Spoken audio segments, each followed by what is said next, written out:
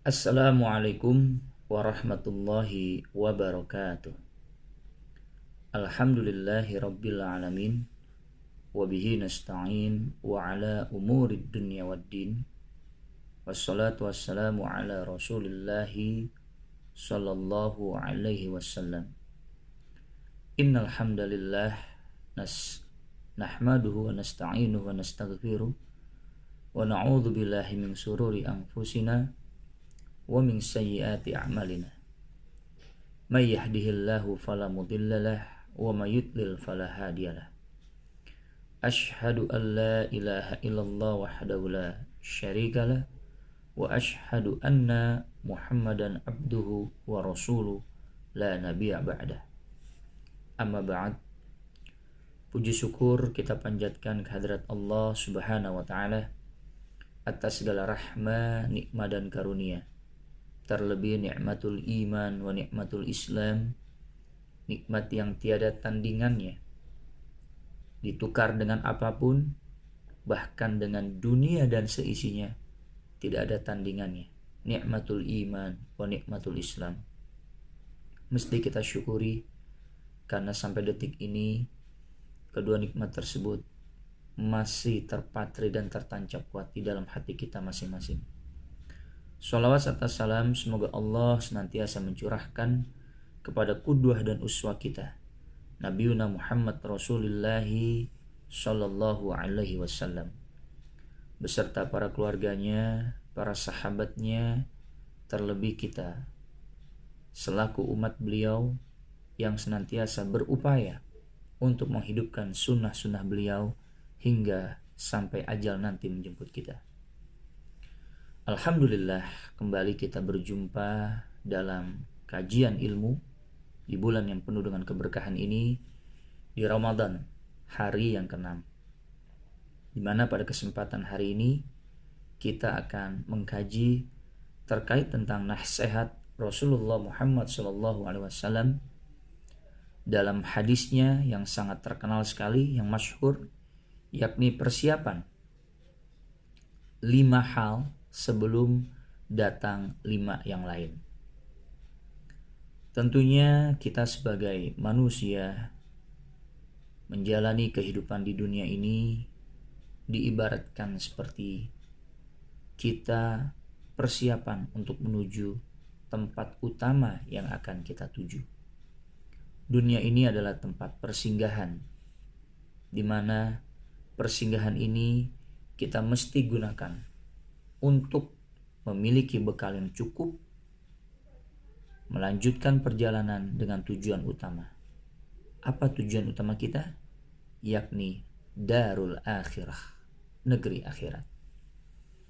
Hadis yang diriwayatkan dari jalur Ibnu Abbas dan disyarahkan juga oleh Imam Bukhari dan Imam Muslim berbunyi, Ightanim khamsan qabla khamsin, syababaka qabla haramika, wa sihhataka qabla saqamika, wa ghinaka qabla faqarika, wa faraghaka qabla sughlika, wa hayataka qabla mautika.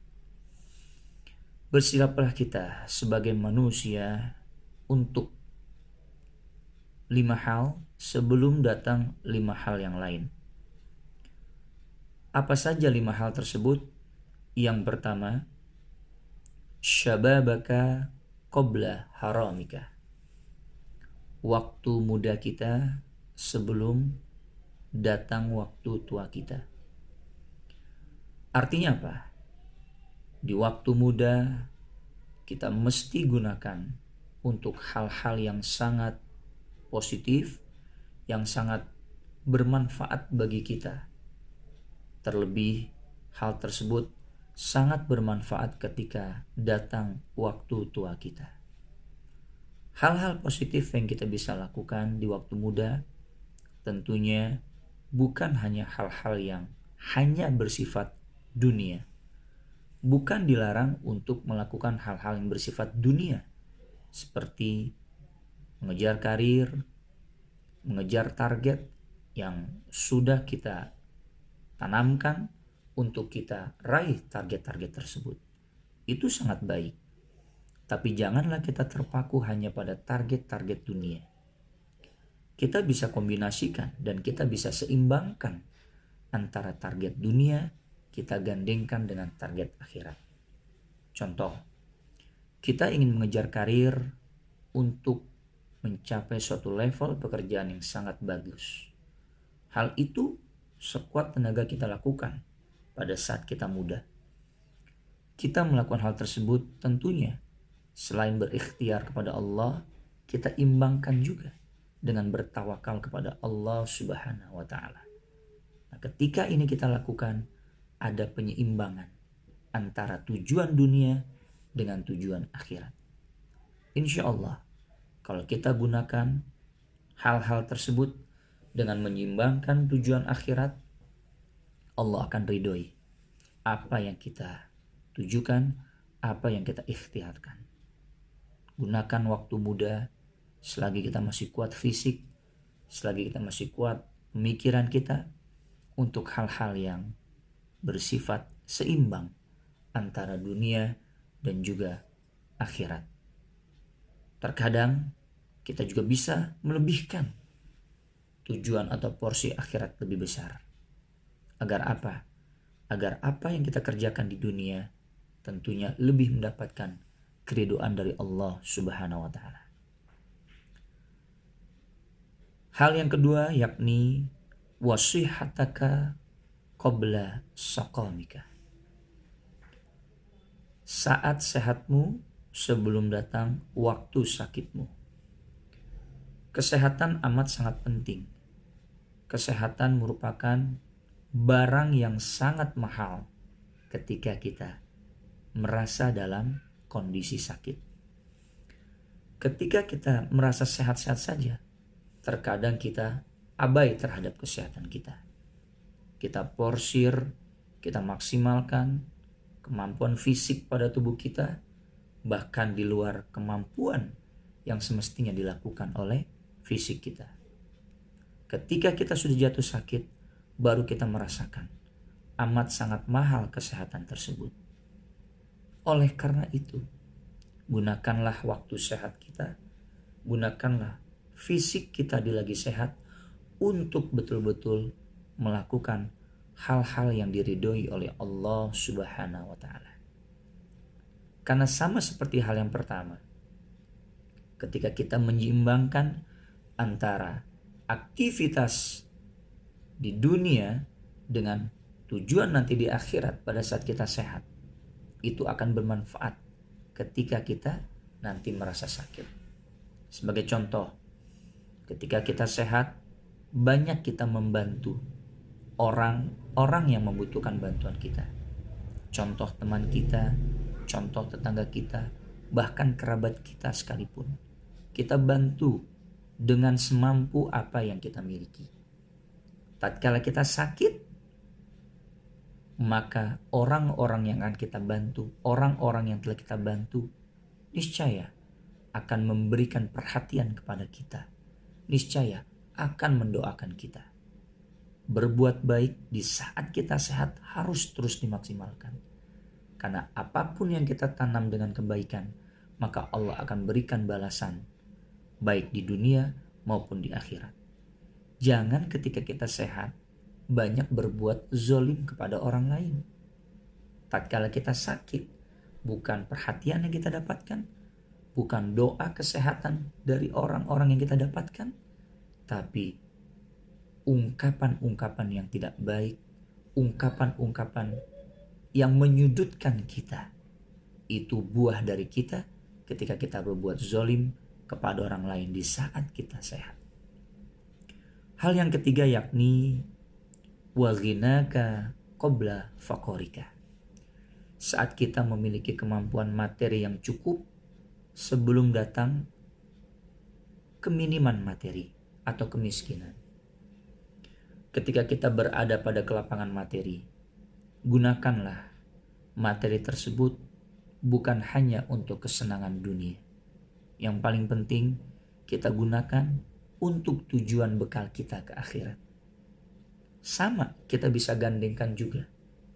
Ketika kita ingin menggunakan materi yang kita miliki, misalkan membeli rumah, kemudian membeli kendaraan, diniatkan. Dengan apa? Ketika kita membeli rumah, kita niatkan bahwa rumah yang kita beli insya Allah akan kita isi dengan kegiatan-kegiatan yang mendekatkan diri kepada Allah. Contoh dengan qiraatul Quran, contoh dengan mengundang anak-anak yatim untuk datang ke rumah kita. Begitupun kendaraan. Ketika kita membeli kendaraan, kita niatkan bahwa kendaraan ini kita akan gunakan bukan hanya untuk kepentingan kita di dunia, misalkan bekerja, berkunjung kepada sanak famili, tapi kita gunakan juga kendaraan yang kita miliki untuk aktivitas keibadan kita kepada Allah. Contoh pergi ke masjid, menghadiri taklim-taklim, menghadiri kajian-kajian. Dan ini contoh kita bisa memanfaatkan kelapangan materi yang kita miliki.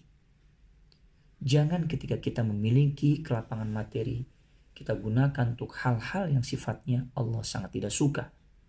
Misalkan membubazirkan harta yang kita miliki dengan hal-hal yang tidak baik. Misalkan membeli sesuatu yang kurang bermanfaat, berpergian ke tempat-tempat yang tidak sama sekali memiliki faedah bagi diri kita maupun bagi keluarga kita. Kita hambur-hamburkan harta yang kita miliki. Ketika datang kemiskinan pada diri kita, ketika datang kesulitan ekonomi pada diri kita, tidak ada keberkahan yang kita dapatkan. Tapi ketika kita memiliki kelapangan rizki, kita gunakan untuk hal-hal yang berfaedah, hal-hal yang diridhoi oleh Allah, maka niscaya ketika kita berada pada kesulitan materi, Allah akan berikan solusi. Allah akan berikan jalan keluar. Salah satunya hal yang berfaedah bisa kita lakukan adalah dengan memperbanyak sedekah. Ingat, ketika kita bersedekah, ketika kita berinfak, itu adalah berinvestasi untuk jangka panjang, baik di dunia maupun nanti kehidupan kita di akhirat. Jangan berpikir ketika kita berinfak atau bersedekah, harta kita akan berkurang. Tapi justru itu akan meningkat berkali-kali lipat. Ingat, hitungan Allah berbeda dengan hitungan manusia. Hal yang keempat yakni qabla faraghika qabla syughlika wa faraghaka qabla syughlika. Gunakan waktu luangmu sebelum datang waktu sempitmu. Artinya apa? Ketika kita memiliki keluangan waktu yang cukup, perbanyaklah ibadah kepada Allah Subhanahu wa taala. Perbanyaklah untuk hal-hal yang sifatnya sangat konstruktif, sangat bermanfaat. Ingat, kebermanfaatan yang kita bisa lakukan bukan hanya untuk diri kita, tapi juga untuk orang lain. Nabi mengatakan, sebaik-baik manusia adalah yang bermanfaat untuk orang lain. Ketika kita memiliki kelapangan waktu, ayo kita bisa memberikan perhatian yang lebih kepada saudara-saudara kita, kepada kerabat-kerabat kita, kepada teman-teman kita yang membutuhkan. Ketika kita memiliki kelapangan waktu, ayo kita gunakan untuk banyak menuntut ilmu-ilmu Allah, untuk banyak mengkaji ilmu-ilmu Allah, terlebih ilmu-ilmu syariah, ilmu-ilmu keagamaan. Ketika kita nanti berada dalam kesibukan, di mana kita sangat sibuk, padat sekali aktivitas dan waktu kita, sulit kita untuk melakukan hal-hal yang tadi saya katakan, menuntut ilmu, mengkaji ilmu, memperhatikan saudara-saudara kita. Nah, ketika kita memiliki kelapangan waktu, gunakan waktu itu dengan baik. Ada pepatah mengatakan, al-waktu kasyif, waktu itu bagaikan pedang. Tatkala kita tidak bisa memanfaatkan waktu dengan baik, maka kita akan ditebas oleh pedang tersebut. Ingatlah, sesuatu yang terjadi tidak akan bisa terulang kembali. Waktu yang sudah berjalan ke depan tidak akan mungkin bisa mundur kembali. Terakhir, hal yang dinasihati oleh Rasulullah Muhammad SAW adalah wa hayataka qabla mautika. Gunakanlah masa hidupmu sebelum datang kematianmu. Kita sekarang masih berada di alam dunia, di fase kehidupan kedua. Oleh karena itu, gunakanlah kesempatan yang Allah masih berikan kepada kita untuk betul-betul mencari bekal yang sebanyak-banyaknya untuk kita menuju perjalanan darul akhirah. Bagaimana kita mencari bekalnya? Banyak sekali hal yang bisa kita lakukan.